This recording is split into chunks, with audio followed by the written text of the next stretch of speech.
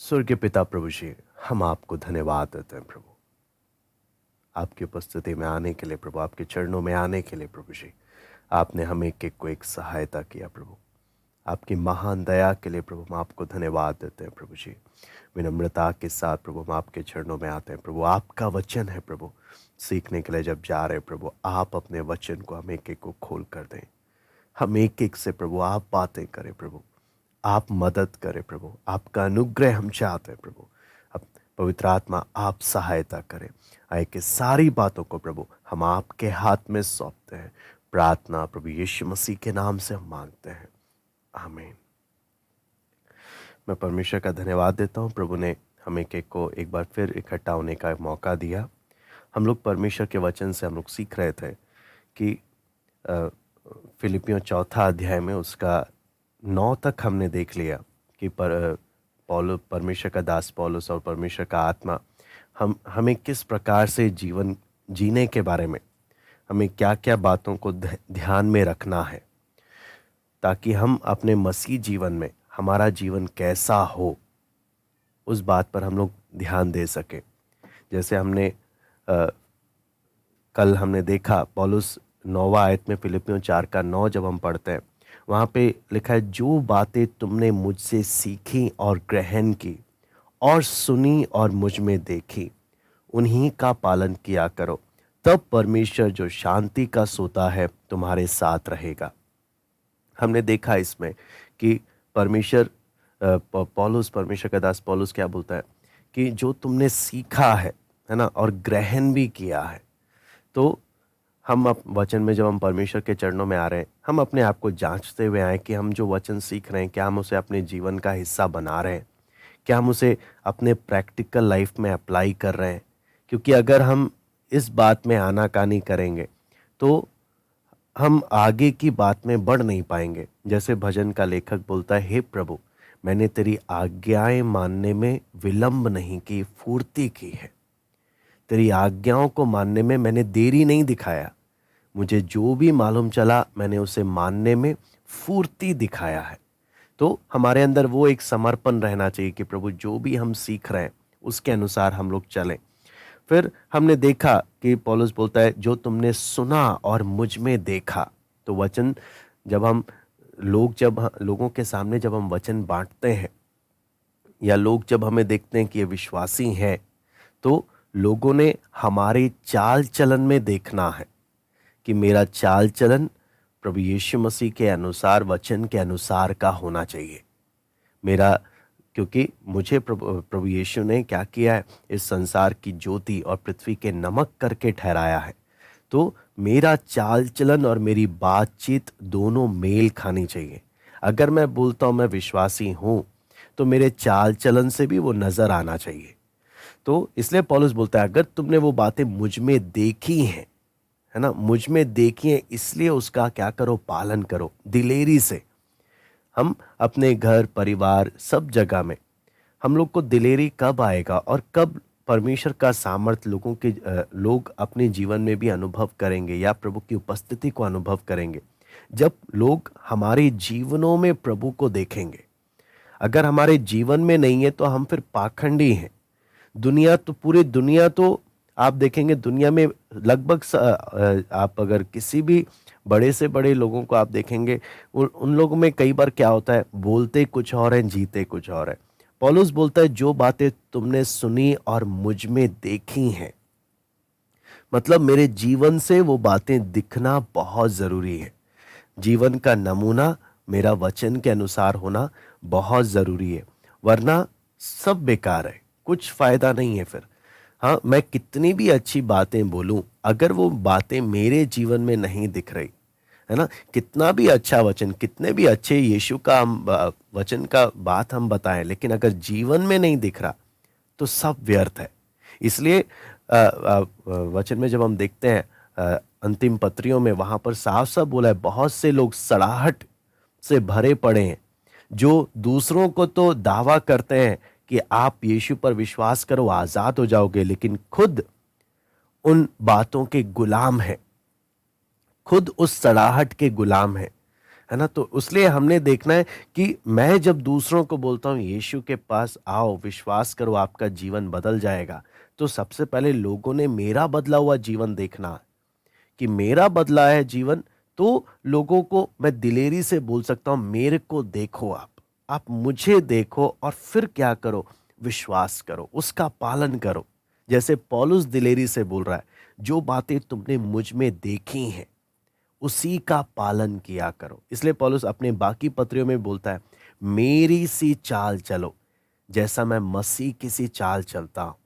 तो क्या मेरे घर परिवार, मेरा समाज, मेरे जिन लोगों से मैं मिलता हूं, क्या वो प्रभु यीशु मसीह को मुझ में देखते हैं? तो वो बात हम लोग परमेश्वर के वचन से पढ़ रहे थे, क्योंकि ये बात होना बहुत ज़रूरी है। ये हमारे बोलते हैं मसीह जीवन का सबसे इम्पॉर्टेंट भाग है।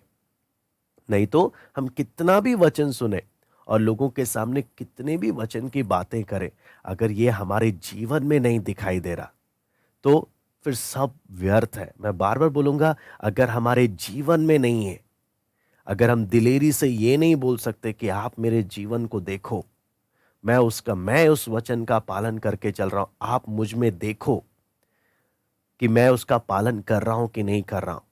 वो लोगों को खुला, बोलते हैं ना, लोगों को खुला एक दावा करता है कि आप आकर देख लो, मैं खुद इस वचन के अनुसार चल रहा हूं, आप भी चलो मेरे जीवन को देखकर। वो बात हमारे जीवन में होना बहुत जरूरी है। और जब हम आगे इसका फिलिपियों 4 का 10 से 13 को आज हम लोग प्रार्थना पूर्वक हम परमेश्वर के वचन में हम लोग मनन करेंगे, उसके लिए हम लोग निकाल लेंगे फिलिपियों चौथा अध्याय, उसका 10 से लेकर 13। मैं प्रभु में बहुत आनंदित हूं कि अब इतने दिनों के बाद तुम्हारी चिंता मेरे विषय में फिर जागृत हुई है। निश्चय तुम्हें आरंभ में भी इसका विचार था, पर तुम्हें अवसर ना मिला। यह नहीं कि मैं अपनी घटी के कारण यह कहता हूं, क्योंकि मैंने यह सीखा है कि जिस दशा में हूं उसी में संतोष करूं। मैं दीन होना भी जानता हूं और बढ़ना भी जानता हूं। हर एक बात और सब दशाओं में मैंने तृप्त होना, भूखा रहना, बढ़ना घटना सीखा है। जो मुझे सामर्थ देता है उसमें मैं सब कुछ कर सकता हूं। मैं दोबारा से चाहूंगा हम इस आयत को पढ़ें, फिलिपियों 4 का 10 से लेकर 13। मैं प्रभु में बहुत आनंदित हूं कि अब इतने दिनों के बाद तुम्हारी चिंता मेरे विषय में फिर जागृत हुई है। निश्चय तुम्हें आरंभ में भी इसका विचार था, पर तुम्हें अवसर ना मिला। यह नहीं कि मैं अपनी घटी के कारण यह कहता हूं, क्योंकि मैंने यह सीखा है कि जिस दशा में हूं उसी में संतोष करो। मैं दीन होना भी जानता हूं और बढ़ना भी जानता हूं। हर एक बात और सब दशाओं में मैंने तृप्त होना, भूखा रहना और बढ़ना घटना सीखा है। जो मुझे सामर्थ देता है उसमें मैं सब कुछ कर सकता हूं। यहां पर हम लोग जो वचन में हम लोग जो सीख रहे हैं वह मसीह जीवन में एक संतुष्टि का एक रहस्य, कैसे मैं मसीह जीवन में संतुष्ट रह सकता हूं, उसका रहस्य हम लोग यहाँ पर देख रहे हैं। अभी बीच में मैंने यहाँ पर क्लास शुरू होने से पहले एक दो फोटो दिखाया था। उसमें आपने देखा होगा थर्मामीटर और थर्मोस्टेट, है ना? दोनों में बहुत फर्क है। थर्मामीटर क्या करता है? टेम्परेचर बताता है, हाँ, up down up down. Thermostat क्या है? टेम्परेचर कंट्रोल करता है। दोनों में बहुत फर्क है। मेरा मसीह जीवन क्या है? हाँ, बाहर की परिस्थितियों के कारण मैं थर्मामीटर की तरह अप डाउन होता रहता हूं, या थर्मोस्टेट की तरह मैं टेम्परेचर को कंट्रोल करता हूं। हम एक एक अपने जीवन को उस बात से देख सकते हैं। पौलुस बोलता है मैं टेम्परेचर के मैं थर्मामीटर नहीं हूं जो बाहर की परिस्थितियां मुझे अफेक्ट कर रही है और मैं अप डाउन जा रहा हूं। बहुत बार मसीह जीवन हमारा थर्मामीटर की तरह बन जाता है। बाहर अच्छा है तो हमारा टेम्परेचर भी अच्छा है, बाहर डाउन मेरा भी टेम्परेचर डाउन। हाँ, बाहर की परिस्थितियां बहुत कई बार हम लोग को अफेक्ट करती हैं।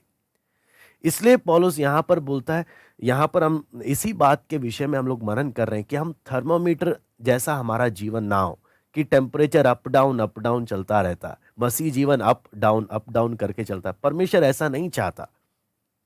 इसलिए यहां पे 13वां आयत में लिखा है, जो मुझे सामर्थ देता है उसमें मैं सब कुछ कर सकता हूं। इसलिए इस इन आयतों को मनन करने के लिए जब हम परमेश्वर के वचन के द्वारा जब हम देखते हैं तो हमें फिलिपियों की कलीसिया के बारे में जब हम देखते हैं तो हमें मालूम चलता है 10 सालों से फिलिपियों की कलीसिया पौलुस को मदद नहीं पहुंचा पा रही थी।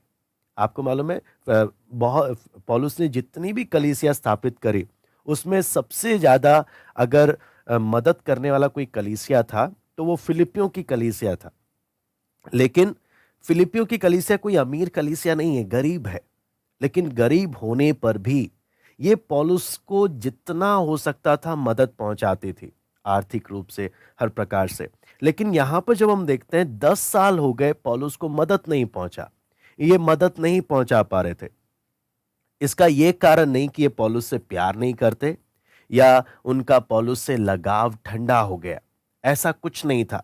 यहां पर जब हम देखते हैं कि इससे पहले जब इनको मौका मिला, क्योंकि पौलुस यहां पर साफ साफ 10वीं आयत में जब हम पढ़ते हैं वहां पे लिखा है, मैं प्रभु में बहुत आनंदित हूं कि अब इतने दिनों के बाद तुम्हारी चिंता मेरे विषय में फिर जागृत हुई।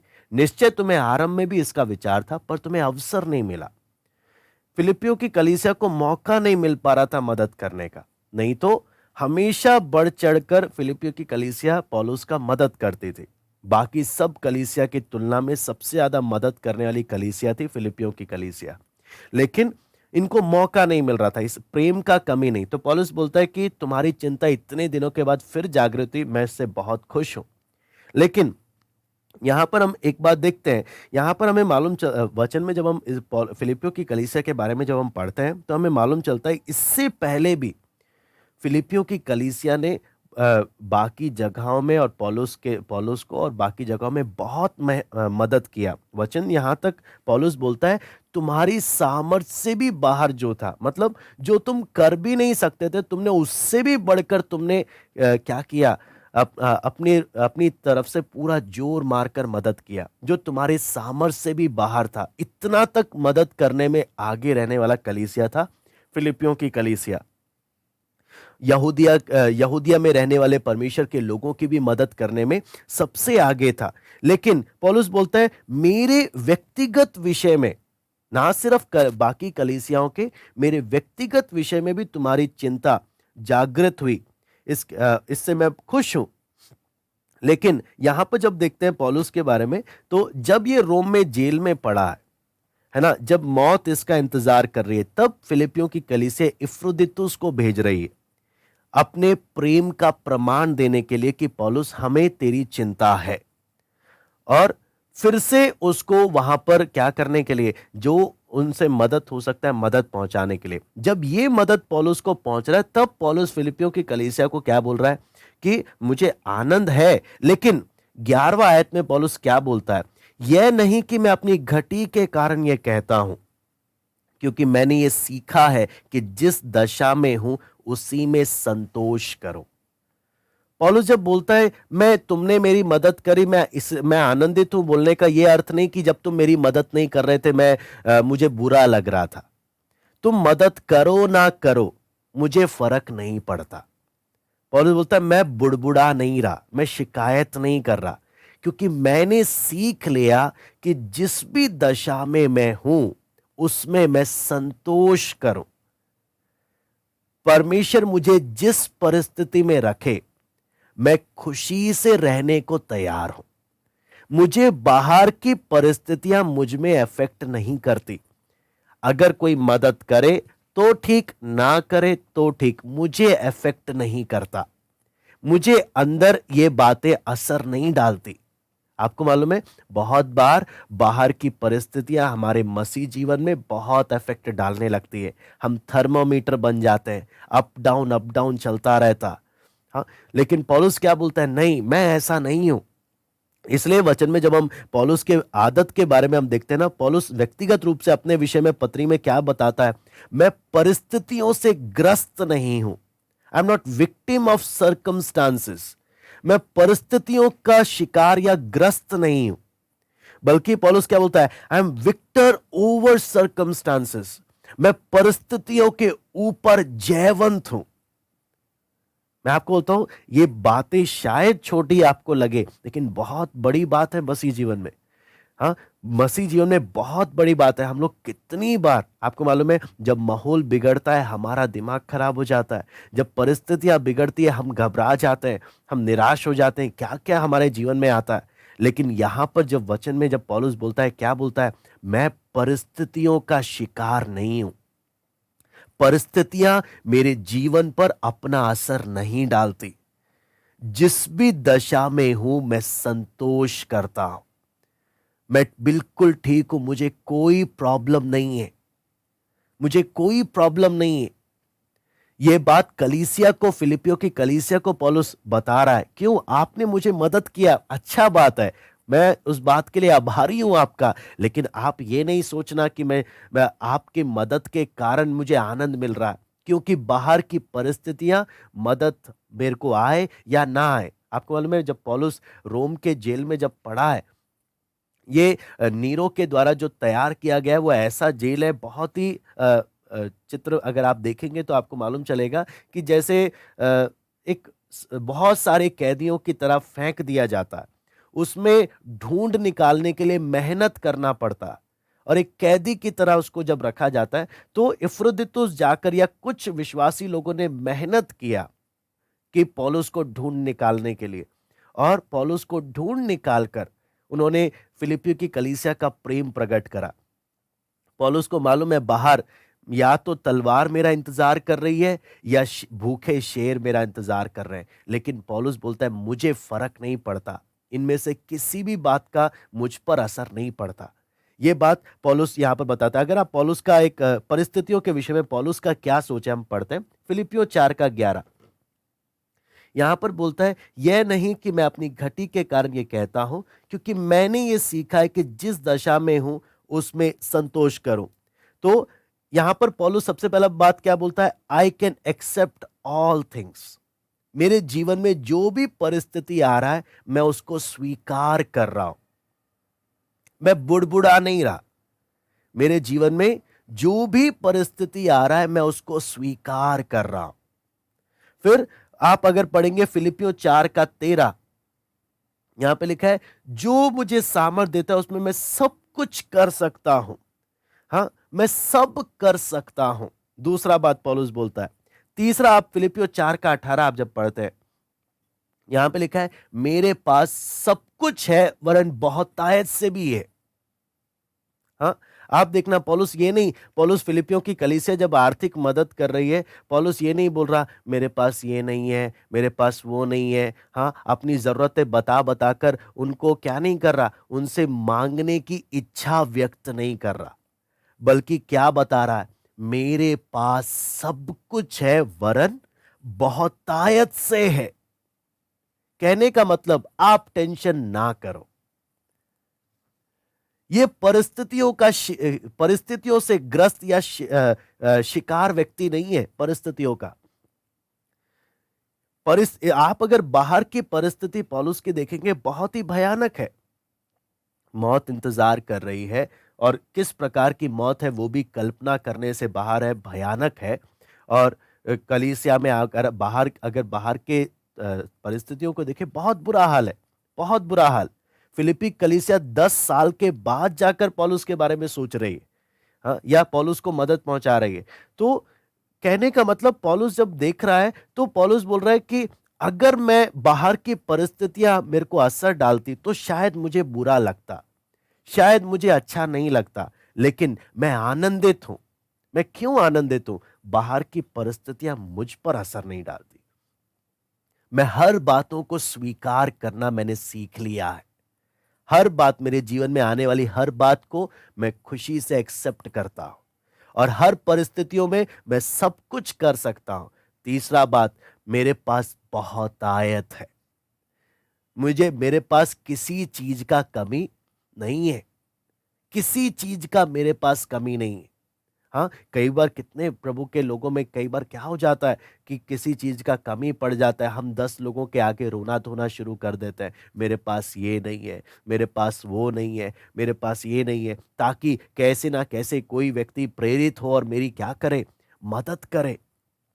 हम दूसरों से उम्मीद करते हैं, हाँ, कि मेरी मदद करे। पौलुस का स्वभाव जब देखते ना, पौलुस क्या बोलता है, आपने मदद किया, थैंक यू, बट मुझे इफेक्ट नहीं पड़ता, इन चीजों का मुझ पर असर नहीं पड़ता। हाँ, आप देखना मसीह जीवन में पौलुस संतुष्ट नहीं है। मसीह जीवन बोलने का मतलब क्या है?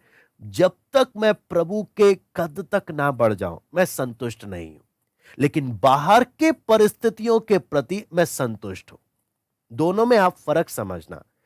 इससे पहले हमने जो अभी तक सीखा, पौलुस बोलता है यह नहीं कि मैं पा चुका हूं, मैं मसीह जीवन में संतुष्ट नहीं हूं, मैं दौड़ा चला जा रहा हूं, ताकि मैं जिसके लिए मसीह ने मुझे पकड़ा, मैं उस बात को पूरा करूं। मैं दौड़ रहा हूं, मसीह जीवन में मैं कभी संतुष्ट नहीं हूं, लेकिन बाहर की जितनी भी परिस्थिति है, जैसी भी परिस्थिति है, मैं उसमें संतुष्ट हूं।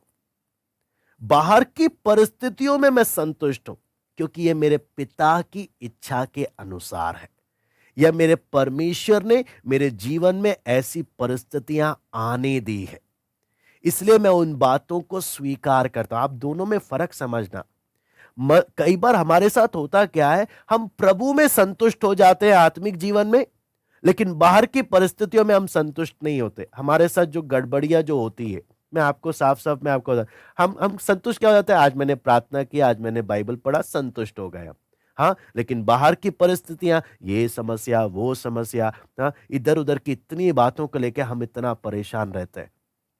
लेकिन पौलुस क्या बोलता है, मैं अंदर से अगर अपनी दौड़ के बारे में बोलूं, तो मैं संतुष्ट नहीं हूं, मैं दौड़ा चला जा रहा हूं। लेकिन बाहर की परिस्थितियों के बारे में यदि बात हो, मेरे पिता ने यह सब मेरे जीवन में होने दिया है, मैं इसको एक्सेप्ट करता हूं, मैं बुड़बुड़ाऊंगा नहीं। आप देखना, परमेश्वर इस्राएलियों को जंगल में लेकर गया, परमेश्वर इस्राएलियों को भूखा रख रहा है, लेकिन इस्राएल लोगों ने एक्सेप्ट नहीं किया, बुड़बुड़ाए वो लोग। हाँ, वो हर बात में बुड़बुड़ाने लगे। हाँ, लेकिन पौलुस क्या बोलता है, मेरे परमेश्वर को जब अच्छा लगा कि मैं भूखा रहूं, मैंने एक्सेप्ट किया, मैं बुड़बुड़ाया नहीं, मैं शिकायत नहीं किया। मेरे परमेश्वर ने जो भी मेरे साथ किया, या जो भी उसको अच्छा लग रहा है मेरे साथ करना, बाहर की परिस्थितियों में मैं सब कुछ एक्सेप्ट कर रहा हूं, प्रभु को धन्यवाद देते हुए। मैं बिल्कुल नहीं बुड़बुड़ाऊंगा। हाँ, आप समझना कितना फर्क आ जाता है फिर पौलुस और हमारे जीवन में, कितना फर्क आ जाता है। पौलुस स्वीकार कर रहा है, हम स्वीकार नहीं करते। हम प्रार्थना करते हैं, प्रभु ये परिस्थिति दूर हो जाए, ये क्या बोलते हैं, ये सारे बाहर का जो भी सर्कमस्टांसेस है, ये सब क्या हो जाए, दूर हो जाए, ठीक हो जाए, ठीक हो जाए। हम लोग प्रार्थना करते हैं, हाँ, ये बीमारी, ये परेशानी, ये समस्याएं, ये सब ठीक हो जाए। हम फास्टिंग भी रखेंगे, सब कुछ ये ठीक हो जाए। पौलुस क्या बोलता है, मैं फास्टिंग वास्टिंग नहीं, मैं सब कुछ एक्सेप्ट कर रहा हूं, पिता की इच्छा, प्रभु आपका धन्यवाद, एक्सेप्ट कर रहा है वो। लेकिन हम लोग एक्सेप्ट नहीं करते कई बार। इसलिए यहां पर जब हम देखते हैं ना, परमेश्वर के प्रबंध को यहां पर हमने समझना है, परमेश्वर का प्रबंध का कार्य। आपको मालूम है, बेशक आज जब दुनिया को जब हम देखते हैं, आज जब साइंस इतना प्रगति कर रहा है, इतना विकास कर रहा है, तो कई बार लोगों का सोच क्या है, परमेश्वर का ये बनाया हुआ संसार एक मशीन की तरह है, एक ऐसे काम कर रहा है जिसमें परमेश्वर भी इंटरफेयर नहीं करता। लेकिन जब हम परमेश्वर के स्वभाव को देखते हैं, परमेश्वर प्रकृति में भी और एक एक व्यक्ति के जीवन में परमेश्वर अपना हस्तक्षेप करता है, अपना इंटरफेरेंस करता है, ताकि अपनी इच्छा को पूरी कर सके। अगर आप परमेश्वर का प्रबंध का कार्य या प्रोविडेंस के बारे में जब हम लोग वचन में देखते हैं, तो वहां पर हमें एक बात समझ में आता है कि परमेश्वर हर परिस्थितियों को, हर बातों को इस तरीके से पहले से ही अरेंज करता है, जिसके द्वारा उसकी इच्छा और उसकी महिमा होने पाए। उदाहरण के लिए यूसुफ की घटना को हम लोग देख सकते हैं। यूसुफ की घटना में आप अगर देखेंगे, उत्पत्ति 37 से लेकर 50 में, तो एक 17 साल का लड़का, अपने ही भाइयों ने जलन के कारण उसको क्या कर दिया, सूखे कुएं में फेंक दिया। आप समझना, यूसुफ के भाई लोगों को नहीं मालूम वो क्या कर रहे हैं, उनको लग रहा है वो जलन के कारण कर रहे हैं। यूसुफ को भी नहीं मालूम मेरे साथ ऐसा क्यों हो रहा है, लेकिन जो ऊपर बैठा परमेश्वर है, ये परिस्थितियों को कंट्रोल कर कर अपनी इच्छा पूरी करा रहा है। यूसुफ के भाई अपने जलन के कारण उसको फेंक रहे हैं गड्ढे में। यूसुफ जब गड्ढे में गिर रहा है, सूखे कुएं में जब पड़ रहा है, तो यूसुफ दुखी है, मेरे साथ ऐसा क्यों हो रहा है। लेकिन वहां यूसुफ की ट्रेनिंग चल रही है। आप देखना, यूसुफ के भाइयों को लग रहा है हम अपना जलन निकाल रहे हैं, यूसुफ को लग रहा है मेरे साथ ऐसा क्यों हो रहा है, लेकिन परमेश्वर जब देख रहा है यूसुफ को तैयार कर रहा। आप समझना, परमेश्वर यूसुफ को तैयार कर रहा है। परमेश्वर का काम करने का तरीका यूसुफ को भी नहीं समझ में आ रहा होगा उस समय, यूसुफ के भाइयों को भी नहीं मालूम। लेकिन आगे जब हम देखते हैं यूसुफ का पोतीफर के मिस्रियों के पास बेच दिया जाना, इश्माइलियों के द्वारा बेचकर यूसुफ का मिस्र में आना, यूसुफ के जीवन में दुख पर दुख बढ़ रहे हैं। पोतीफर के घर में आ गया, फिर उसको वहां से जेल में डाल दिया गया। हाँ, जेल में डालने के बाद झूठा आरोप लगा के जेल में डाल दिया गया। जेल में जाने के बाद क्या हो गया, पिलाने हारे से रिक्वेस्ट किया कि मेरे लिए आप कुछ क्या कर देना, आप बात कर लेना राजा से ताकि मैं बच जाऊं, मैं वापस घर जा सकूं। लेकिन वो भी भूल गया। कहने का मतलब, यूसुफ के जीवन में जो भी घट रहा है यूसुफ को समझ नहीं आ रहा। लेकिन आप वहां पर देखेंगे परमेश्वर का प्रबंध का काम, उसके लिए समझने के लिए उत्पत्ति 45 का 5 हम लोग पढ़ लेंगे। उत्पत्ति 45 का 5।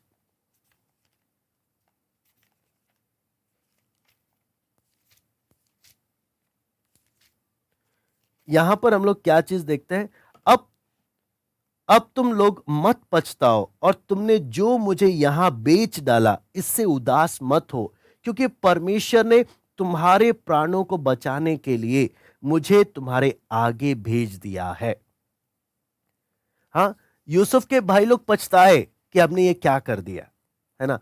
लेकिन यूसुफ क्या बोल रहा है, तुम मत पछताओ, ये तुमने नहीं, असली में परमेश्वर ने मुझे भेजा है। आपको मालूम है एक व्यक्ति कब अपने जीवन में हर बातों को स्वीकार करता है, जब वो परमेश्वर को देखता है कि ये सारी घटनाएं परमेश्वर मेरे जीवन में होने दे रहा है। हाँ, मेरे भाइयों का मुझसे जलन कर कर मुझे सूखे कुएं में भेजना, मेरे भाइयों का मुझसे जलन कर कर पीछा छुड़ाने के लिए बेच डालना, वहां पर पोतीफर और उसकी पत्नी के द्वारा झूठा आरोप लगवाकर मुझे जेल में डाल दिया जाना, ये सब कुछ परमेश्वर कर रहा था मेरे जीवन में। ये सब कुछ परमेश्वर कर रहा था। जब यूसुफ ने उस बात को देखा पीछे मुड़कर, उसको समझ में आया, भाई ये तुमने नहीं, असली में कौन कर रहा है, ये परमेश्वर कर रहा है।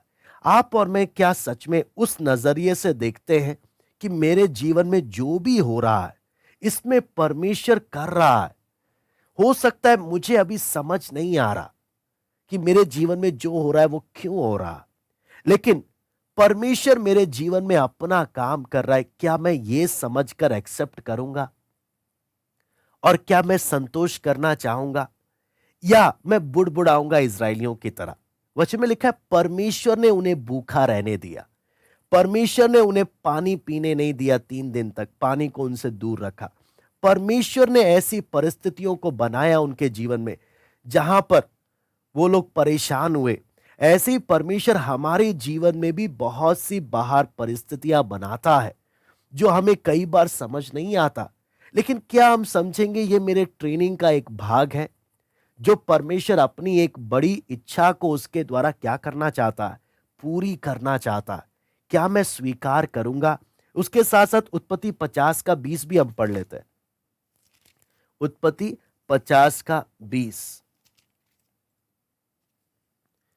यहां पे लिखा है, यद्यपि तुम लोगों ने मेरे लिए बुराई का विचार किया था, परंतु परमेश्वर ने उसी बात में भलाई का विचार किया जिससे वह ऐसा करे जैसा आज के दिन प्रकट है कि बहुत से लोगों के प्राण बचे हैं।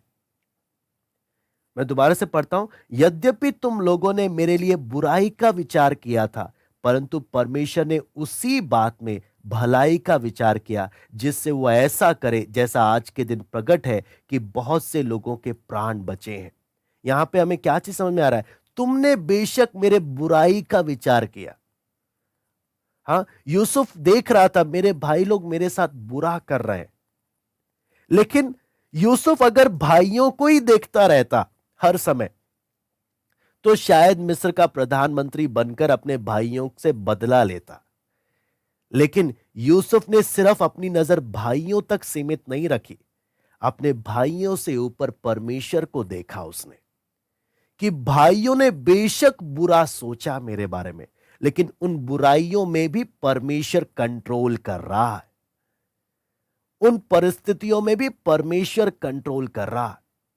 हम अक्सर जब लोग बाहर हमें दिखाई देता है, परिवार में या बाहर, जब हमें दिखाई देता है कोई लोग है जो हमारे बारे में बुरा सोच रहे हैं, या हमारे विषय में षड्यंत्र रच रहे हैं, या हमारा बुरा चाहते हैं, या हमारे जीवन में कुछ ना कुछ गड़बड़ी करना चाहते हैं, हम क्या करते हैं? हाँ, क्या हम उन्हीं को देखते रहते हैं कि ये ना मेरा दुश्मन है, ये मेरा बुरा चाहता है, ये मेरे साथ गलत कर रहा है, ये मेरे साथ गलत कर रहा है, हम उनसे लड़ने के लिए चले जाएं? हाँ, या हम बुड़बुड़ाने लग जाएं, या हमें उनके प्रति कड़वाहट हम मन में लेकर रखे, या गुस्सा लेकर रखे, या प्रभु मेरे जीवन में आपके अनुमति के द्वारा, आपके अनुमति के बिना कुछ नहीं हो सकता। अगर किसी ने मेरा बुरा भी करना है, उसमें आपकी अनुमति होना जरूरी है। अगर किसी ने मेरे जीवन में कुछ भी गलत करना है, उसमें आपका अनुमति होना जरूरी है। और अगर आपको ठीक लग रहा है कि मेरे जीवन में कुछ गलत हो, कुछ बुरा हो, या परिस्थिति बिगड़े, तो इसका मतलब है आपने कुछ मेरे लिए अच्छा सोचा है। वो एक ट्रेनिंग का प्रोसेस होगा, जिससे मैं और शुद्ध हो जाऊं, जिससे मैं और पवित्र हो जाऊं। लेकिन जब हम लोग परमेश्वर के हाथ को नहीं देख पाते, हम लोग किन से लड़ने के लिए चले जाते हैं? हम लोग अपने उन्हीं लोगों से लड़ने के लिए चले जाते हैं जिन्हें हमें लगता है ये मेरे जान का दुश्मन है, ये मेरी जिंदगी बर्बाद करने में तुला हुआ है, ये इसके प्रति, इसको तो मैं कभी माफ नहीं करूंगा। हाँ, हम लोग क्या क्या नहीं मन में सोचने लग जाते हैं। लेकिन आपको मालूम है, जब हम परमेश्वर के हाथ को देखते हैं ना, हम क्या बोलते हैं? जिसको जो करना है करे। मैं किसी के प्रति मन में कड़वाहट नहीं रखूंगा। क्यों? मेरा परमेश्वर सबसे ऊपर विराजमान है। उसकी अनुमति के बिना मेरे जीवन में कोई मेरे बाल बांका नहीं कर सकता, कोई बाल बांका नहीं कर सकता। उसने अगर ये परमिशन दिया है, तो मुझे ये परिस्थितियां एक्सेप्ट है। मेरे जीवन में आने वाली हर एक परिस्थिति को मैं एक्सेप्ट कर रहा हूं, मैं स्वीकार कर रहा हूं, मैं बुड़बुड़ा नहीं रहा। अगर मेरे परमेश्वर को अच्छा लगता है आर्थिक तंगियों से मैं जाऊं, मैं बुड़बुड़ाऊंगा नहीं। मैं 10 लोगों के सामने क्या अपनी जरूरतें नहीं रखूंगा। मेरे परमेश्वर को जैसा मुझे रखना अच्छा लगे, मैं संतोष करूं। अगर कोई मेरे विरुद्ध षड्यंत्र रच रहा है, कोई मुझे फंसाने का प्रयत्न कर रहा है, मेरे लिए मुझे गिराने का कोशिश कर रहा है, अब वो प्लानिंग कर रहे हैं, मुझे मालूम चल रहा है, मैं उनके विरुद्ध कड़वापन नहीं रखूंगा। मैं केवल परमेश्वर की ओर ताकूंगा। प्रभु तेरी इच्छा पूरी हो। अगर तू चाहता है ये लोग मेरे साथ बुरा करे, मैं एक्सेप्ट करता हूं। हर परिस्थिति में पौलुस यहां पे, इसलिए फिलिपियों 4 अध्याय जब हम देखते हैं, वहां पे पौलुस साफ साफ इस बात को बताता है। यहां पे पौलुस बोलता है, मैंने 11वां आयत में हम जब देखते हैं, पौलुस बोलता है, मैंने ये सीखा है कि जिस दशा में हूं उसी में संतोष करो। मैंने ये सीखा है जीवन के अनुभवों से, जीवन की परिस्थितियों से। पौलुस बोलता है, मैंने सीख लिया कि मेरे परमेश्वर की अनुमति के बिना कुछ नहीं होता। वो उसने अगर मेरे जीवन में ऐसा होने दिया, मैंने इस बात को सीख लिया। इसलिए आपको मालूम है, दाऊद के सामने जब शिम्मी, हाँ, दाऊद को उल्टा बोल रहा है, तो दाऊद सेनापति ने बोला, राजा प्रभु, हे मेरे प्रभु, आज्ञा दे, अभी इसको मैं क्या करूं, जान से मार दूं। दाऊद क्या बोलता है? नहीं, उसको बोलने दे, क्योंकि परमेश्वर ने उसे बोलने के लिए बोला है। यानी कोई मेरे जीवन में कुछ मुझे बोल रहा है उल्टा, बोलने दो, ये परमेश्वर की अनुमति है। हाँ, कोई मेरे जीवन में कुछ कर रहा है, होने दो, ये परमेश्वर की अनुमति है, मैं एक्सेप्ट कर रहा हूं, क्योंकि परमेश्वर की अनुमति के बगैर मेरे जीवन में कुछ नहीं हो सकता। इसलिए रोमी 8 का 28 जब हम पढ़ते हैं, हम निकाल लेंगे रोमी 8 का 28। रोमी 8 का 28। इसलिए यहां पे लिखा है, हम जानते हैं कि जो लोग परमेश्वर से प्रेम रखते हैं उनके लिए सब बातें मिलकर भलाई ही को उत्पन्न करती है, अर्थात उन्हीं के लिए जो उसकी इच्छा के अनुसार बुलाए हुए हैं। है ना, यहां पे लिखा है जो लोग परमेश्वर से प्रेम रखते हैं उनके लिए सब बातें मिलकर, चाहे लोग मेरे लिए बुरा सोचें, चाहे लोग मुझे उल्टा बोलें, चाहे लोग मेरी मदद करें, चाहे मेरी लोग मदद ना करें, सब बातें मिलकर मेरे लिए भलाई उत्पन्न कर रही। लेकिन यहां पे शर्त लिखा हुआ है। शर्त क्या है? जो परमेश्वर से प्रेम रखता है। अगर आप संसार से प्रेम रखते हो तो फिर सब बातें भलाई नहीं है, फिर तो आप ही का नुकसान है। इसलिए एक एक आयत को उसके कॉन्टेक्स्ट के साथ ही हम समझें। लिखा है जो लोग परमेश्वर से प्रेम रखने वाले, जो लोग परमेश्वर की इच्छा के अनुसार चलने के लिए समर्पित हैं, है ना, उन लोगों के लिए क्या है? सब बातें भलाई का कारण है। इसलिए वो लोग क्या, उन लोगों का जीवन का समर्पण क्या होना है? पौलुस बोलता है, मैं इसलिए, आप लोगों ने मुझे आर्थिक मदद किया, लेकिन आप ये नहीं सोचना मैं ये बातें मुझ पर असर डालती है। आप इस बारे में चिंता नहीं करना। आप दुखी भी नहीं होना कि आप इतने साल तक मदद नहीं कर पाए। आप गिल्टी भी फील नहीं करना। हाँ, क्यों? आप चिंता मत करो, क्योंकि मेरे पास बहुत है, बहुतायत से भी बढ़कर है। क्यों? मैंने हर परिस्थिति में संतोष करना सीख लिया है। प्रभु ने मुझे जेल में डाला, प्रभु का अनुमति के बिना मैं जेल में नहीं होता। प्रभु आपका धन्यवाद। मैं मेहनत नहीं कर रहा, मैं अपना प्रयास नहीं कर रहा इस जेल से निकलने के लिए। मेरे परमेश्वर को अच्छा लगा। हाँ, उसको अच्छा लगा मैं इस परिस्थितियों से जाऊं, मैं एक्सेप्ट करता हूं, मैं संतोष करता हूं। ध्यान रखना, परिस्थितियों को एक्सेप्ट करना और आत्मिक उन्नति के विषय में संतोष ना करना, ये दो बातें अलग अलग है। मैं बार बार इस बात को रिपीट करूंगा। कई बार हम आत्मिक जीवन में संतोष कर लेते हैं, लेकिन बाहर की परिस्थितियों को संतोष नहीं करते। पौलुस बोलता है, मैं बाहर की परिस्थितियों को मैं संतोष सहित स्वीकार करता हूं। मुझे बाहर की परिस्थितियों से कोई टेंशन नहीं है, लेकिन अंदर की बातों के लिए मैं हमेशा दौड़ा चला जा रहा हूं। मैं कभी संतुष्ट नहीं हूं। सिर्फ बाइबल पढ़ना, प्रार्थना करना काफी नहीं, मुझे उस दौड़ को पूरा करना। यह है पौलुस के जीवन का लक्ष्य। इसलिए वो बाहर की परिस्थितियों के लिए थर्मोमीटर नहीं, अप डाउन नहीं होता। वो थर्मोस्टेट है, वो परिस्थितियों को कंट्रोल करता है। वो जयवंत से भी बढ़कर आगे बढ़ता है, जयवंत से भी बढ़कर।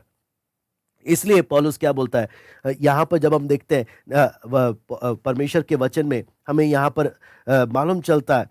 भजन संहिता 32 का 8 हम पढ़ते हैं, मेरे जीवन में कुछ भी दुर्घटना नहीं। भजन संहिता 32 का 8।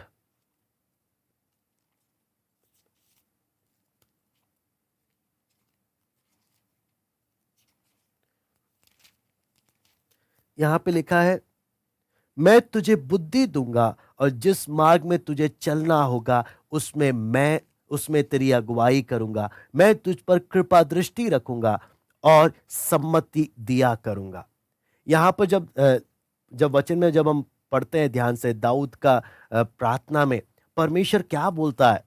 मैं तुझे बुद्धि दूंगा और जिस मार्ग में तुझे चलना होगा उसमें मैं तेरी अगुवाई करूंगा। यानी मैं अगर पूर्ण समर्पित हूं प्रभु की इच्छा के लिए और प्रभु से प्यार करता हूं, आप समझना, प्रभु मेरे कदमों को अपनी इच्छा के अनुसार चला रहा है। मुझे किधर जाना है, मुझे क्या करना है, प्रभु मेरे कदमों को अपनी दिशा दे रहा है।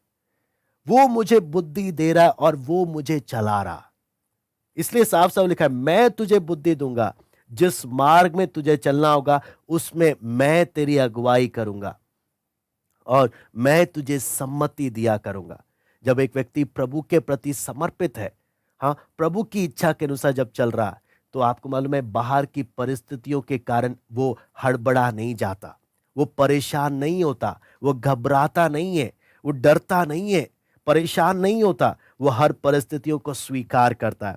उसी के साथ साथ उत्पत्ति 22 का 14 जब हम पढ़ते हैं, अब्राहम परमेश्वर को यहोवा यीरे करके बुलाता है कि परमेश्वर प्रबंध करेगा, परमेश्वर देख लेगा। फिर यूहन्ना 10 का 4 में जब हम देखते हैं, तो वहां पे लिखा है चरवाहा खुद अपनी भेड़ों के आगे आगे चला करेगा। यानी कहने का मतलब क्या है, मेरे जीवन में कुछ भी दुर्घटना नहीं है। मेरे जीवन में जो कुछ हो रहा है, परमेश्वर क्या कर रहा है, हर बातों पर नियंत्रण कर रहा। हमने वचन सुना, क्या मैं इस बात को स्वीकार करूंगा, प्रभु मेरे जीवन में नियंत्रण रख रहा। मेरे जीवन में बाहर जो कुछ हो रहा है, इसमें परमेश्वर की अनुमति है। परमेश्वर क्या कर रहा है, परमेश्वर अनुमति दे रहा, इसलिए वो परेशान नहीं। फिर दूसरा आप देखेंगे, पहला तो परमेश्वर का प्रबंध यहां पर पौलुस देख रहा है, दूसरा पौलुस देख रहा है परमेश्वर का सामर्थ। यानी बाहर की परिस्थितियां जब कैसी भी क्यों ना हो, पौलुस क्या यहां पर बोलना क्या चाह रहा है कि मुझे जो सामर्थ देता है उसमें मैं सब कुछ कर सकता हूं। यानी बाहर की परिस्थितियों का सामना मैं अपनी ताकत से नहीं कर रहा, बाहर की परिस्थितियों का सामना मुझे जो सामर्थ देता है मैं उसके द्वारा कर रहा हूं।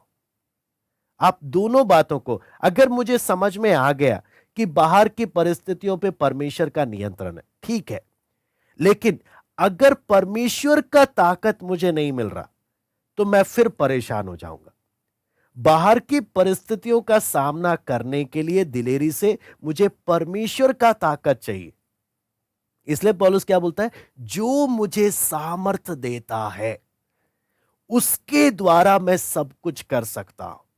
बाहर की परिस्थितियों का सामना करने के लिए अगर मुझे परमेश्वर से सामर्थ नहीं मिल रहा, मैं सामना नहीं कर पाऊंगा वचन जानने के बावजूद। इसलिए पौलुस इस वचन में आप देखिए किस प्रकार एक एक बातों को जोड़ते हुए बता रहा। मैं समझ रहा हूं बाहर की परिस्थितियां परमेश्वर के नियंत्रण में है और मैं स्वीकार कर रहा हूं। दूसरा बात पौलुस क्या बोलता है, लेकिन मैं इन परिस्थितियों का, बाहर की परिस्थितियों का सामना मैं अपनी ताकत से नहीं कर रहा, मैं जो मुझे सामर्थ दे रहा मैं उसके द्वारा कर रहा हूं। क्या आप और मैं बाहर की परिस्थितियों का सामना परमेश्वर से के सामर्थ्य से कर रहे हैं या अपनी ताकत से कर रहे हैं? आपको मालूम है, इसके इसके बारे में जब वचन में जब हम देखते हैं तो हमें कुछ बातें मालूम चलती हैं। वो किसके बारे में, आप अगर देखेंगे मूसा के बारे में देखेंगे। मूसा पहले उसने परिस्थिति का सामना कैसे किया आपको मालूम है, अपने हाथ के मुक्के के द्वारा। उसने ऐसे मिस्री को मारा एक ही बार में कि वो मर गया, अपना सामर्थ लगाया। लेकिन जब जान बचाकर भागा, 40 साल में उसको समझ में आ गया अब इसकी जरूरत नहीं है। अब मुझे किसकी जरूरत है, मुझे उस परमेश्वर की जरूरत है। 40 साल का ट्रेनिंग में उसे अपना हाथ का ताकत उसका क्या हो गया, खत्म हो गया। उस पर निर्भर रहना उसने बंद कर दिया। आप पतरस को देख लीजिए, पतरस को यीशु मसीह को बोलता है, प्रभु आप कुछ भी बोलो, सारे चेले आपको छोड़ सकते हैं, लेकिन मुझे अपने ऊपर भरोसा है प्रभु, मैं आपके लिए मरने तक तैयार हूं। बंदी गृह क्या, मरने तक मैं आपके साथ मरने को तैयार हूं। अपने ऊपर का भरोसा, हाँ, सेल्फ कॉन्फिडेंस इतना है। प्रभु बोलता है तुम सब मुझे क्या करके चले जाओगे, छोड़ के चले जाओगे। पतरस क्या बोलता है, नहीं प्रभु, ऐसा नहीं होने वाला, आप चिंता मत करिए। सारे चेले छोड़े तो छोड़े, मुझे विश्वास है अपने ऊपर कि मैं आपको नहीं छोड़ूंगा, मैं आपको क्या नहीं करूंगा, मैं आपको कभी धोखा नहीं दूंगा, मैं आपके लिए जान देने को भी तैयार हूं। लेकिन 3 बार इनकार करने के बाद उसको अकल आ गई। क्या चीज, प्रभु मुझे अपने ऊपर भरोसा नहीं है, मुझे अपने ऊपर भरोसा नहीं है। मैं एक लड़की के आगे मैंने कसम खाया, मैं यीशु को नहीं जानता। हाँ, मैं एक लड़की के सामने, सिपाही के सामने मैं डर गया। मुझे अपने ऊपर बहुत भरोसा था कि मैं बाहर की परिस्थितियों का सामना कर सकता हूं, लेकिन प्रभु मेरे बस की नहीं है। जब पेंतिकुस्त के इस दिन पवित्र आत्मा का जब सामर्थ उतरा, तब शेर की तरह दहाड़ रहा है। जो मुझे सामर्थ देता है, उसमें मैं सब कुछ कर सकता हूं। अपने सेल्फ कॉन्फिडेंस में फेल हो गया। मूसा अपने हाथ के मुक्के के कारण फेल हो गया। लेकिन इन सब को क्या याद आया? जो मुझे सामर्थ देता है। पौलुस के बारे में देखें, अब गुणगान गाना उसने बंद कर दिया कि मैं फरीसी हूं, मैं फरीसियों के घराने से हूं, मैं बड़ा ज्ञानी हूं, मैं बड़ा आदमी हूं। नहीं, पौलुस क्या बोलता है? मैंने मैंने ये नहीं बोलता कि मैं पा चुका हूं, मैं दौड़ रहा हूं कि मैं उसे पा लूं। घमंड करने को कुछ नहीं। जो जो बातें मेरे लाभ की थी संसार की दृष्टि, मैंने उन्हें हानि समझा। क्यों? यह फरीसी और फरीसी समुदाय, ये सब मसीह के पहचान की उत्तमता के सामने ये सब कूड़ा है। आप देखना, पौलुस का एक एक परमेश्वर के संतों को परमेश्वर किस तरीके से तैयार कर रहा है। जब तक हमें अपने बाजुओं में भरोसा है ना, परमेश्वर तब तक बाहर की परिस्थितियों के द्वारा हमें फेल करता रहेगा। मैं आपको बार बार बोलूंगा, जब तक हमें अपने मुक्के पर, अपने बाजुओं पर भरोसा है, तब तक परमेश्वर हमको फेल करेगा। हम फेल हो जाएं, हम टूटे। जब तक हमें अपने ऊपर भरोसा है, तब तक हम परीक्षा में गिरते रहेंगे, गिरते रहेंगे। क्यों? हम टूट कर घुटनों में आकर प्रभु के सामने बोले, प्रभु मुझे तेरी सामर्थ की जरूरत है, मैं अपने दम पर नहीं कर सकता। वो टूटापन जब तक नहीं आएगा, हम फेल होते रहेंगे। जब तक पौलुस की तरह फरीसियों का ज्ञान जब तक पौलुस ने साइड नहीं रखा, हाँ, अपने अपने आप को बड़ा दिखाने वाली मंशा को जब तक पौलुस ने साइड नहीं रखा, तब तक वो फेल होता गया। तो ये सारी बातें आप सोचिए, हमें परमेश्वर क्या, हम फेल क्यों होते हैं? यहां पर परमेश्वर हमें बता रहा है, तुझे अपने मुक्के पर बहुत भरोसा है ना, तुझे अपनी ताकत पर बहुत भरोसा है, कर, तू कर, फेल होता जा। हाँ, तुझे अपने ऊपर सेल्फ कॉन्फिडेंस बहुत है ना, तुझे प्रार्थना करने के लिए तेरे पास क्या नहीं है? टाइम नहीं है, बहुत बिजी है। सेल्फ कॉन्फिडेंस बहुत है ना कि तू खुद सामना कर सकता है, कर। आप सोचना, परमेश्वर चाहता तो मूसा को रोकने आ सकता था पहले ही, मूसा अपना मुक्का साइड रख। परमेश्वर ने रोका नहीं, लगाने दिया। हाँ, उसको एक मर्डरर बनने दिया। क्यों मर्डरर? ताकि जिंदगी में कान पकड़ ले, दोबारा जिंदगी में यह मुक्का नहीं उठाऊंगा मैं। यीशु ने पतरस को वार्निंग दिया था, लेकिन रोका नहीं। क्यों? मुझे मालूम है, जब तक तू मेरा इनकार नहीं करेगा ना, तुझे अकल नहीं आएगी, ये तेरा सेल्फ कॉन्फिडेंस टूटेगा नहीं। आपको मालूम है, परमेश्वर हमें गिरने देता है ताकि हम टूटे, और हमें वो परमेश्वर हमें एक सबक सिखाता है, क्योंकि कई बातें हमें वचन से ऐसे बोलने से समझ नहीं आता। जब तक हम ठोकर खाकर, हम लोग की बुद्धि जब तक नहीं खुलती है, जब हमें अपना ताकत का भरोसा टूट जाता है, जब हमें अपना सेल्फ कॉन्फिडेंस जब हमारा टूट जाता है, जब हमें अपना ज्ञान, फरीसी वाला अपना ज्ञान जब हमारा टूट जाता है, तब हम परमेश्वर के सामने आकर क्या बोलते हैं? प्रभु, मैं तब तक घुटनों से उठूंगा नहीं जब तक तू मुझे सामर्थ नहीं देगा। आप समझना, मैं घुटनों से तब तक नहीं उठूंगा जब तक तू मुझे सामर्थ नहीं देगा। कितना, आप सोचो, परमेश्वर का तरीका किस प्रकार का है, परमेश्वर किस प्रकार से करता है। जब तक हम लोग अपनी समझ का सहारा लेते हैं, हाँ, वचन में कितनी बार हमने पढ़ा, अपनी समझ का सहारा नहीं लेना, यहोवा पर भरोसा लेना, भरोसा करना। लेकिन क्या होता है, मजबूर है, हमसे हम अपना दिमाग लगाए बिना हमें चैन नहीं मिलता, हमें हमारे दिल को सुकून नहीं मिलता, हम अपना दिमाग कहीं ना कहीं लगाते ही रहते हैं, और इसलिए परमेश्वर हमें फेल भी होने देता है, फेल भी होने देता है। आप सोचना, मूसा किस हद तक आ गया, जो मिस्र का स्टेट्समैन है।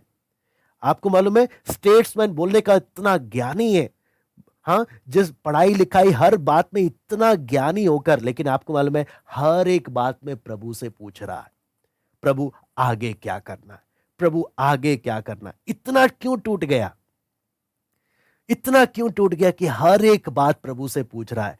प्रभु ने इतना उसको फेल होने दिया कि वो इस एहसास में आए कि प्रभु मैं आपसे पूछे बिना मैं कुछ नहीं करूंगा, मैं आपसे पूछे बिना। मैं आपको तो ये ट्रेनिंग है जिस प्रकार परमेश्वर अपने लोगों को तैयार करता, ये ट्रेनिंग है। इसलिए पौलुस बोलता है मैंने सीखा कि जिस भी दशा में हूं मैं संतोष करूं।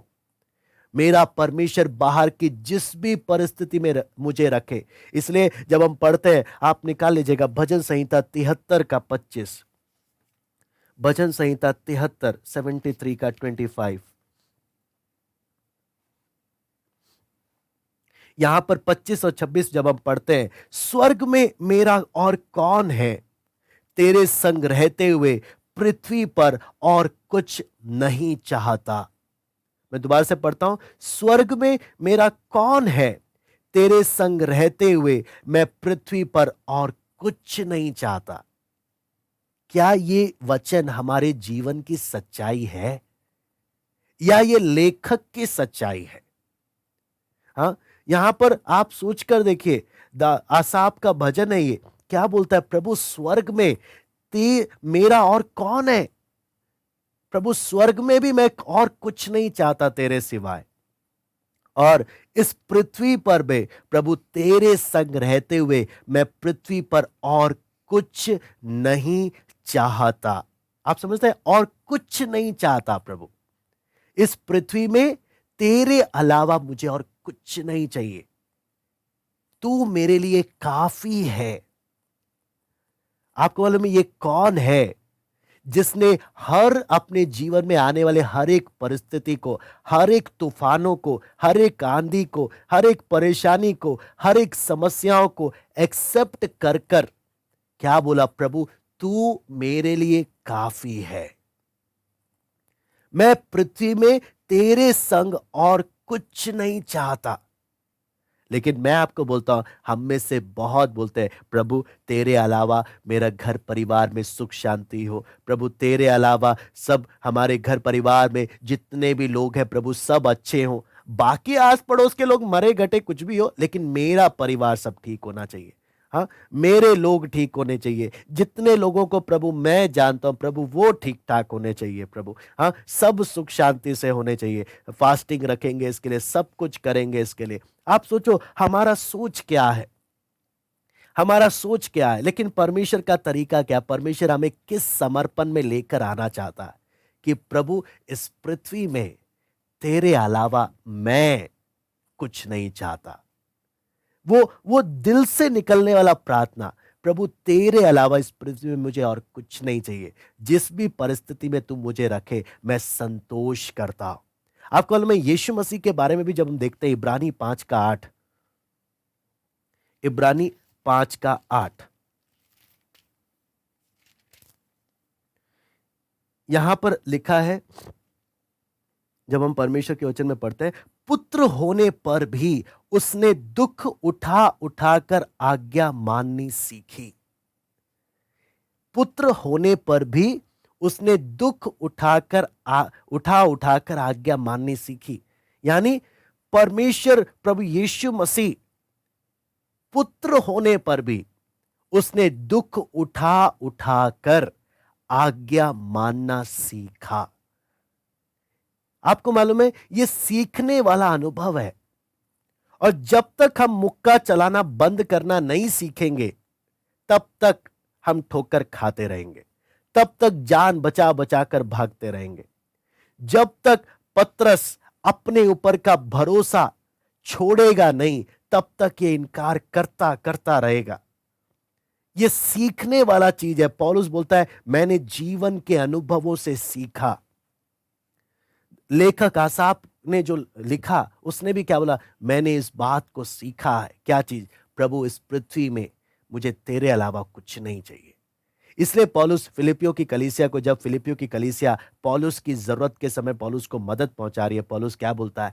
आप चिंता नहीं करना, आपने दिया धन्यवाद, लेकिन मेरे पास बहुत है, बहुतायत से भी बढ़कर है, मेरे को प्रभु ने इतना दिया। हाँ, क्यों?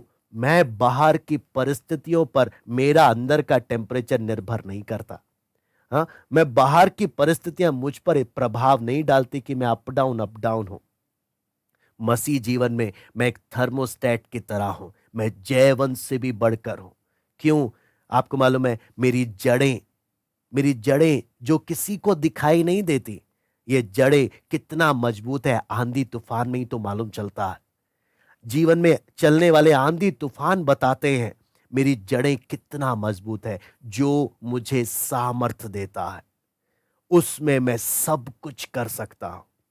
पहला बात हमारे एक विश्वासी ने समझना है, बाहर की परिस्थितियां, अगर मैं प्रभु की इच्छा के अनुसार चल रहा हूं, बाहर की परिस्थितियां प्रभु के कंट्रोल में है। कुछ भी उसके अनुमति के बिना मेरे जीवन में नहीं आती। किसी ने मुझे कुछ बोलना भी है, किसी ने मेरे जीवन में कुछ बुरा भी करना है, उसकी अनुमति के बिना नहीं होगा। दूसरा बात, इन परिस्थितियों का सामना करने के लिए मैं अपनी ताकत से नहीं, मुझे परमेश्वर की सामर्थ चाहिए। प्रतिदिन मुझे परमेश्वर की सामर्थ चाहिए, उसी के द्वारा मैं सामना कर सकता हूं। ये बातें मेरे लिए जानना बहुत जरूरी है, बहुत जरूरी। इसलिए आपको मालूम है, जब हम वचन में जब हम देखते हैं अपनी आवश्यकताओं के लिए मुझे लोगों के पास नहीं जाना, अपनी आवश्यकताओं के लिए मुझे प्रभु के चरणों में आना है। प्रभु के चरणों में तीन बातें हमेशा हमने याद रखना है, अगर जीवन में वो संतुष्ट रहने का अनुग्रह मेरे जीवन में बना रहे। सबसे पहला, मुझे प्रभु की इच्छा में रहना। प्रभु की इच्छा से दाएं ना बाएं मुझे नहीं जाना, प्रभु की इच्छा में मुझे रहना। और प्रभु की इच्छा में रहकर जो भी घटना है मैं उसको स्वीकार करने को तैयार हूं। दूसरा बात क्या है? कोई भी आवश्यकता है, मुझे प्रभु के चरणों में जाना। तीसरा बात, जो मुझे सामर्थ देता है उसमें मैं सब कुछ कर सकता हूं। इसलिए यशाया 40:31 में लिखा है, जो प्रभु के बाट जोते हैं वो नया बल प्राप्त करते जाते हैं। बाहर की परिस्थितियां आपके बल से नहीं होगा, जो प्रभु की बाट जोते हैं, जो घुटनों में बैठना जानते हैं, वो बाहर की परिस्थितियों का सामना करना भी जानते हैं, क्योंकि उन्हें सामर्थ परमेश्वर से मिल रही है। इसलिए मसीह जीवन, बाहर की परिस्थितियां मुझे अफेक्ट नहीं करनी चाहिए, बाहर की परिस्थितियां मुझे अफेक्ट नहीं करनी चाहिए। मैं उम्मीद करता हूं हम ये तीन बातें हमेशा याद रखें। बेशक यहूदा इस्करियोती आ रहा है प्याला लेकर, लेकिन यीशु मसीह पिता की इच्छा में है। इसलिए उस प्याले को जब ले रहा है, ये पिता ने मुझे दिया है, स्वीकार कर रहा है। मैं जब प्रभु की इच्छा में चल रहा हूं, लोग कुछ भी मेरे साथ कर रहे हैं, मैं एक्सेप्ट कर रहा हूं। मेरे पिता ने अनुमति दिया है। यूसुफ ने बोला, ये तुमने बेशक बुरा सोचा, तुमने बेशक बुरा किया, लेकिन वो तुम नहीं थे जिसने यहां पर मुझे भेजा, वो परमेश्वर था। तुम्हारे हर कामों के पीछे परमेश्वर छिपा हुआ था, जो परमेश्वर हर एक काम को कर रहा था। जब एक व्यक्ति इन बातों को समझता है, हर बात के लिए परमेश्वर को धन्यवाद देता है, हर बात के लिए परमेश्वर को धन्यवाद देता है। आइए हम प्रार्थना करते हैं। स्वर्गीय पिता प्रभु जी, हम आपको धन्यवाद देते हैं। प्रभु, हमने आपके वचन से देखा हर बात में संतुष्ट रहने का रहस्य। बहुत बार प्रभु हम थर्मोमीटर की तरह बाहर की परिस्थितियां हमारे जीवनों को बहुत असर डालती हैं, लेकिन प्रभु हमने सीखा किस प्रकार जयवंत से भी बढ़कर हमने रहना है। हमने समझना है प्रभु कि आपकी अनुमति के बिना मेरे जीवन में कुछ नहीं आता। आर्थिक तंगी, बाहर की समस्याएं, बीमारी, चाहे कुछ भी मेरे जीवन में आ रहा है, आपकी अनुमति है, आपकी अनुमति है। और अगर आपको अच्छा लग रहा है, जरूर उसमें कोई ना कोई आशीष है, कोई ना कोई फायदा है मेरे लिए। प्रभु, उन बातों को स्वीकार करने के लिए आप मदद करें। और प्रभु, अपने बल में, अपने सेल्फ कॉन्फिडेंस में बाहर की परिस्थितियों का सामना करना हम छोड़ें, वो बात समझने के लिए मदद करें।